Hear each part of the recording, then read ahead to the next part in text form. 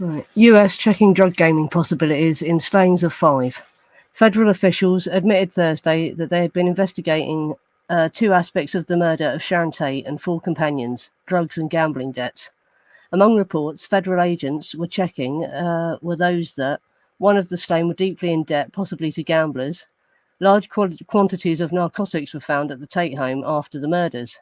Investigators said, however, that the gambling aspects were being checked in a routine matter and that reports of the commercial quantities of narcotics being found at the home had proved untrue, following every clue.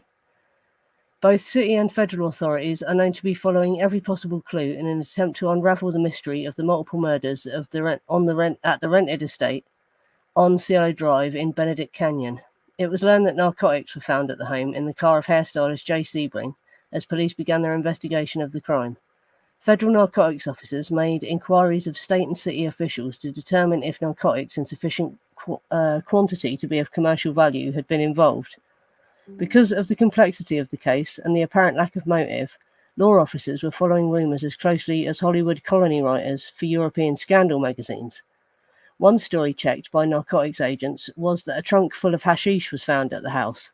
Hashish is a refined marijuana, a powder usually found in the Middle East and widely sold on the international drug market. Federal agents said the hashish story proved unfounded. They wouldn't elaborate on reports of other drugs having been found at the estate. The Internet Revenue Service said routine inquiries were being made into possible gambling aspects of the murder victims.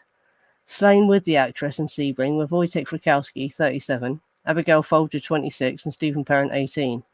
Frykowski and Miss Folger were among friends of Miss Tate and her husband, director Roman Polanski. Young Parent was a friend who had visited the caretaker of the estate and was apparently slain as he was trying to leave.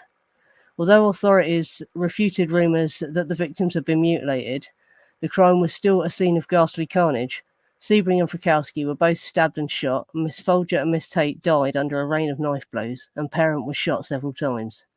This crime was so weird and bizarre, said coroner Thomas T. Noguchi, that we are showing photos of the bodies to a psychologist and a psychiatrist, who are consultants to our staff, in an effort to determine from them a behaviour evaluation of the killer.